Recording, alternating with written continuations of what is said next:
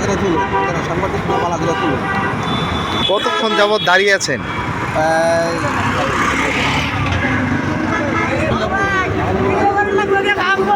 দাঁড়ায় রয়েছে হলো 10:30টার দিকে। 10:30 থেকে। হ্যাঁ, পরে কি পরিমাণ তেল দিতেছে আর কি? তেল দিতেছে আপনার 300 টাকা। 300 টাকা করে। জি। মানে তেল কি পাবেন মনে হচ্ছে পাম্প পর্যন্ত যাইতে? আল্লাহ পাক রব্বুল আলামিন জানে সেতুতে কি তেল থাকে না না থাকে। কালকে থেকে আইসা এরা ঘুরতেছি, কালকে থেকে ঘুরতেছি। কালকে থেকে ঘুরতেছি।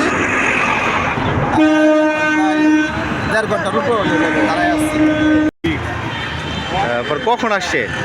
আসছি তো 9টার দিকে। 9টার দিকে। আচ্ছা, বর্তমান সরকারে যে ফুয়েল কার্ড যে একটা করছে, নির্ধারণ করছে, আপনি কি এই ধরনের আবেদন করছেন? আবেদন করি নাই, কিন্তু এটা প্রসেসিং দায়িত্ব জানি না, যেটা করতে হয় সাধারণ মানুষকে এটা প্রসেসিং করার জন্য এটা পাওয়ার যে প্রক্রিয়াটা সেই প্রক্রিয়াটা জনগণের না জানলে তাহলে এটা না, এটা তো ত্রিশাল উপজেলা নির্বাহী অফিসারের কার্যালয়, এটা কিন্তু আবেদন অলরেডি শুরু হয়ে গেছে। আপনি কি এই বিষয়ে কিছু জানেন?